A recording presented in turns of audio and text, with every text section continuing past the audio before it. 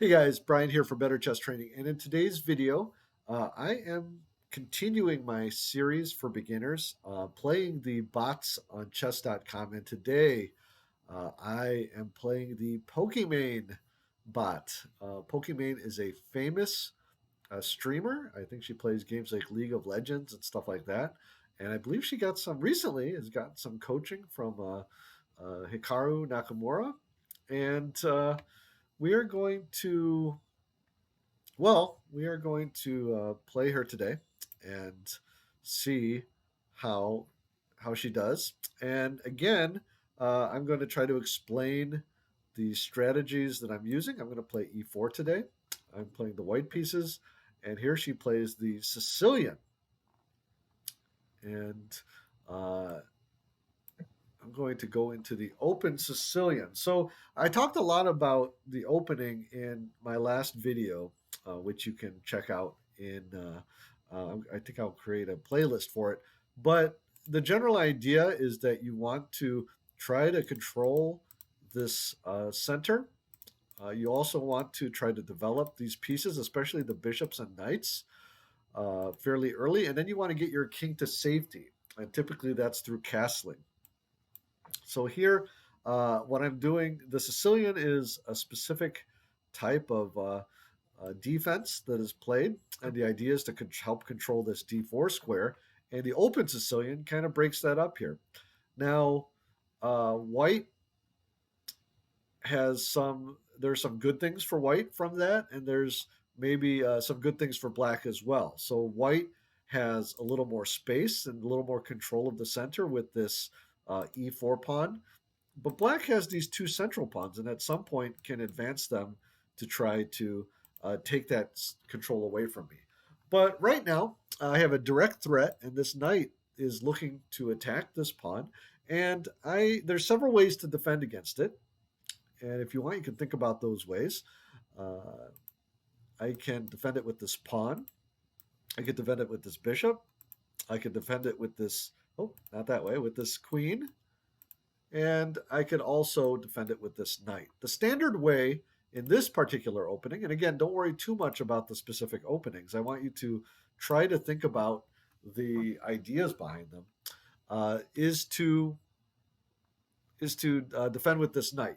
Okay, so I've developed two pieces, and now he develops this knight. He's attacking my knight, but my knight is protected by my queen, so I don't need to necessarily worry about it.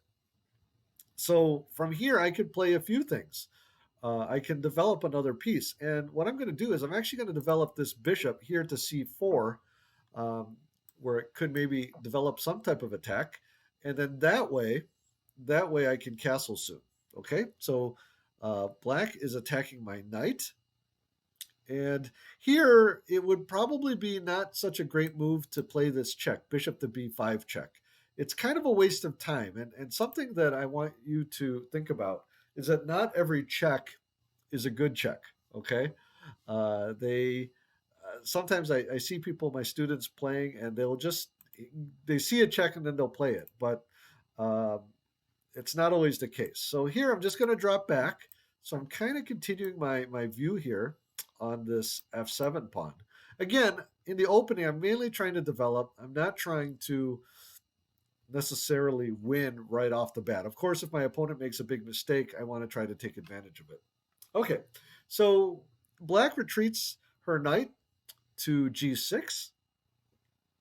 And here I'm going to just castle. And so I've almost completed sort of the main objectives that I'm trying to do here, which is to develop my pieces. I have nice control of the center. And here my opponent plays b6. And so now what does this do? This maybe allows this bishop to come out along here. And so do I need to worry about that? Well, it could attack my rook, but my rook could be easily, I can move my rook, okay? And the rook is worth more than the bishop, so I would want to do that. So in this position, there's a few things that I can think about doing. One is to develop this bishop, and so I'd have to think about where the best place of that for that to be. Uh, And a couple other things I can do. I can actually advance this pawn and start to control the e5 square. But I need to watch out for attacks along this diagonal against my king. So I might want to consider doing that at some point in the future. So one mistake that I see would be to play my bishop here, even though this looks like a nice aggressive post. Well, for one thing, the knight is protecting it, but also in this case, my opponent could play e5, which would fork those two pieces. So I do want to develop this bishop, but I don't want to put it here where it's kind of obstructing the view of my queen. This might be a good square. Maybe he might chase it away, and so that might be kind of dangerous too. And I don't want to put it here, like I mentioned, because the knight is protecting it, and also he could play e5 at some point. So bishop to e3 would be good, but if I play bishop to e3, my opponent can actually maybe think about playing knight to g5 to harass it, and then that would seem like it would be sort of a wasted move on my part. So what I think I'm going to do here is I'm going to play a move so that I can play bishop to e3. I'm going to play h3. So that prevents this knight from going here, and then I can play my bishop. So here, black plays something a little odd. She plays her knight back to e5. And of course, Pokimane is kind of a beginner herself, so maybe she isn't quite sure what to do. And the Pokimane bot is programmed to do that as well. So now I'm looking at maybe playing f4. I want to be careful though. You want to be careful about moving these pawns. And I know I just I talked about this a little last time. You want to be careful about moving these pawns in front of the king. So actually, I think I'm just going to develop this bishop right here. Okay. And so this knight gets developed back, protecting here. No immediate threats that I can think of. But again, always want to be careful about what's going on. Now, there are some ideas here with maybe something like attacking here on f7. Not right away because it's protected. But let me just explore in my mind. If I were to play f4, where can this knight go? Maybe this knight can't go back here anymore because I can take it with my knight. If the knight goes back here, I can actually think about playing something like queen to h5, and then potentially playing here. Although the knight would probably just go back. So maybe not yet. So that would be an idea there. The other thing would be to play something like queen to h5 right now, but we have to be careful about bringing our king out too early. He might just be able to play the pawn to g6. But that too, so you can see chess is sort of a back and forth. That would allow me to bring my queen back here and then maybe play f4. So just a lot of thoughts here. I kind of like f4 because this knight on g6 is not very effective, and then that would give me some opportunities. The main reason, though, I'm thinking about this queen move is that the square, this bishop is not able to come out because this knight is blocking. Now, she could be thinking about doing this as well. We'll use the specific pronoun here for Pokimane. So that's something to think about here too. I think, though, if I attack, black has to deal with that first. And by going back to g6, it does open up a lot of possibilities. In fact, even things like moving my knight here. Okay, so let's go with f4. Okay, just as we thought, knight to g6. Attacking this pawn, but this pawn is protected twice, so I'm not worried about it. And this g6 knight is not really that well placed. Okay, so we have some more ideas here. Let's see here.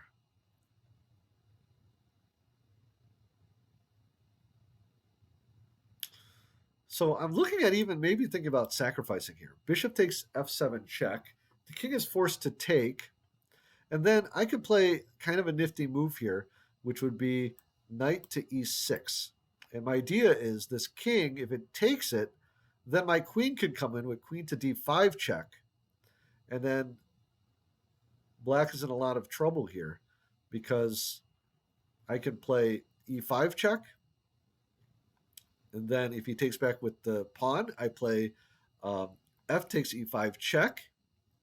And the idea there is that now my rook would be coming in to attack. And this king is getting into a lot of trouble. So let me calculate that one more time. And in your games, sometimes you're not going to be able to see very clearly. So sometimes you have to use your instincts. But as much as possible, I want you to try to look forward as many moves as you can to try to see that, okay? So bishop takes f7, check. The king has to take because that's the only legal move. And then I play knight to e6. And so that attacks the queen, okay? The queen won't be able to go to c7, but it can go to e8, at which point I can play knight to, well, there's a couple things I could do here. I can play knight to c7, attacking the queen again. And then if the queen moves back, now I can play this queen to d5 check, which would be pretty devastating. And if he plays e6, then my knight is protecting. I would play queen takes e6, and that would be checkmate. So that's pretty nasty. And then if the queen doesn't go back, I would just take the queen. So, and we already talked about if the king were to take on e6. So let's try this out. Bishop takes f7 check. King takes. And now here, knight to e6. Okay, the king goes back. And so now I'm going to win the queen. So that was worth it. As we've talked about, the queen is worth about 9 pawns. Actually, I'm not sure if we talked about it before, but I do have a video on the value of the pieces, which I'll put a link in the description. But here, now I'm just winning. So we have to continue with our game here and see what we can do to continue with the pressure. So even though he's down a queen, her king is still a little safe here. But what I want to try to do now is actually open up this position. So I'm exploring moves like e5. Because if e5, and then if black takes with the pawn, I take back with my pawn, and now my rook is open here. Okay? And then my queen is attacking down here. So I can put a lot of pressure on this king. So that's one idea. Another idea would play queen to d5. And the idea there would be to attack this rook. And if the rook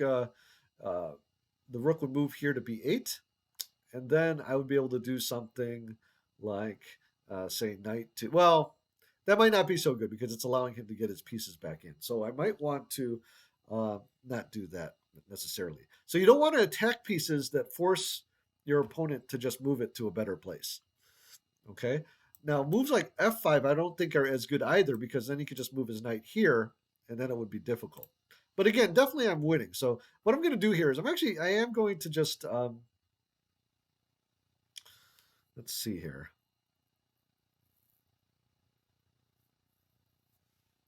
I think opening this position would be a good idea.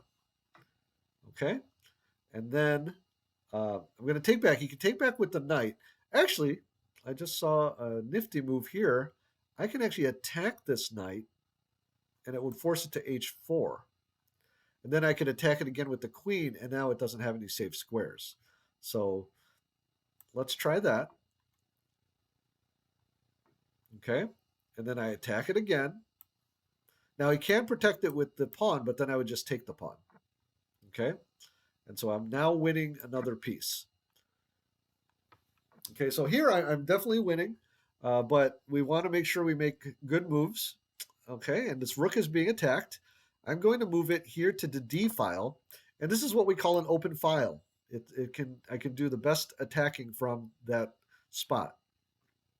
Okay, opponent plays Pokimane plays h5. And here, what I'm going to do is I'm actually going to move my rook up to d2, and so I could bring this rook in. And actually, I wasn't.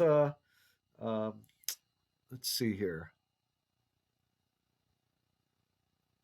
King moves out, so the king's moving out of the pin. So this knight's going to be able to move, but the knight doesn't really have too many good squares to move to. So I'm going to go ahead and continue on, and I double up here. These two rooks are doing really good work. And here I have another tactic that I saw. Let me see if you guys can figure out what I can play next. There's a really devastating move here for white. Okay, I'm going to give you about 5 seconds, but you can pause the video if you want to try to take a guess. Okay, in this position, I can actually play queen to h4, attacking this bishop. Okay, and this bishop cannot be protected. So if it tries to move, there's no safe spot where it can move. But what I'm also doing is I'm attacking this knight again so that I can win more material. Now, one way to do it, I can just take here, take the knight, and then if he takes back, I can take again with the rook, and then he takes back with the king, and then I can check here. And that would also be a way to force a win. But actually, I think a cleaner way would just be to win the bishop. But that's just one option. Actually, you know what? It would have been better maybe to do it the other way, because I just missed. He could have done this maybe. But here, I'm just going to go ahead and win this. Okay. And here, this is called a discovered attack. He moved his pawn forward to attack my queen. And then what I'm going to do here is I'm just going to back this queen up. Let's go here. Okay. So in this particular position, my opponent is played a6 to protect the b5 pawn. So how do we continue from here? Now we do have a big material advantage. So we're up a queen essentially. So I can actually do what they call trading down in order to kind of alleviate the position, because sometimes black still has a lot of pieces. So if I could get rid of some of those pieces, that might be beneficial. I'm just looking to see if there's anything else I can do. I just noticed, and I missed this earlier, that this rook is hanging. And if we remember, the rooks are worth about 5, and I could take here. So this isn't maybe the most efficient game I've played, but my opponent makes a mistake also by just moving the rook.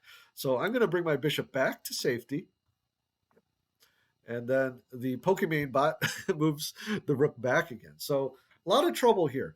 This pawn is now free, so I'm going to go ahead and take this pawn. So I was thinking of trading down, but we had better moves that we could have made, so that's what I did. Okay, and my knight is being attacked, so I can move my knight to safety. I can move it here.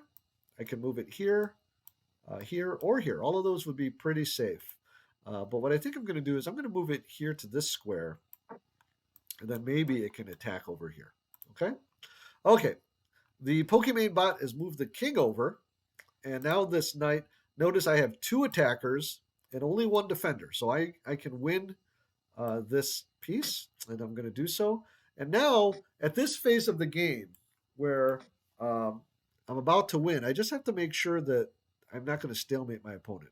Now, in this case, I do have a checkmate in 1 move. There is, I believe it is the only way to do this. So go ahead and pause the video or take a moment and see if you can find the checkmate for white. Okay, in this case, the checkmate here is queen to b7 checkmate.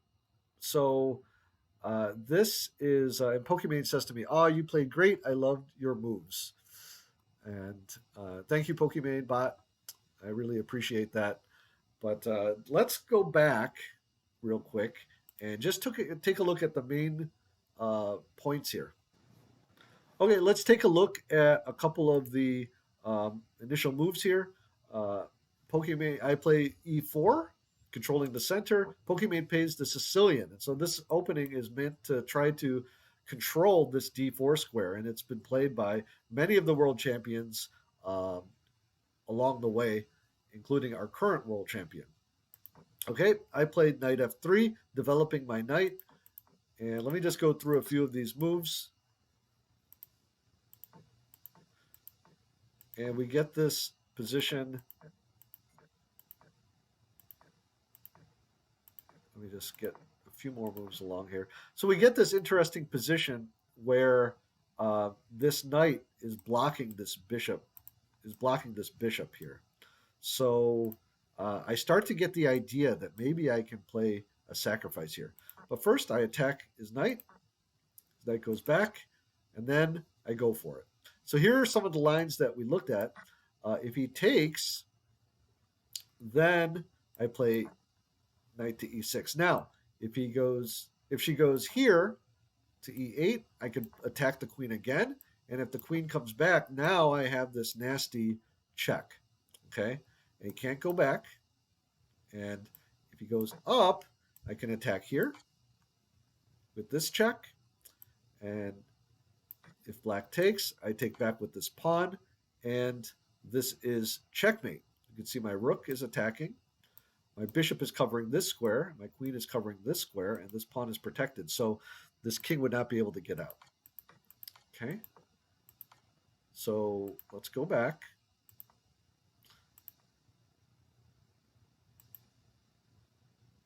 So here, if the king takes, then I have this check. And then very similarly, if the king is forced to go here to f6, then I can take, or I'm sorry, I could push with a check. Now, there is a move that I did see in my analysis, but it shouldn't really matter. The king can go here, but then this is checkmate. But again, if he takes back here, we get this checkmate. Okay? So let's go back. So it looks like this bishop sacrifice was best. So again, bishop takes, and then let's see what happened in the game. King takes, knight takes, and then actually the king went back here. Pokimane Bot went back, and so I was able to win the queen. And from there, it was a pretty easy game. But I wanted to show you that critical position. So sometimes, if you can see it clearly in your mind, it's possible to sacrifice a piece in order to get some bigger reward, either checkmating your king or getting more material. So I hope you enjoyed that, and I'll talk to you soon.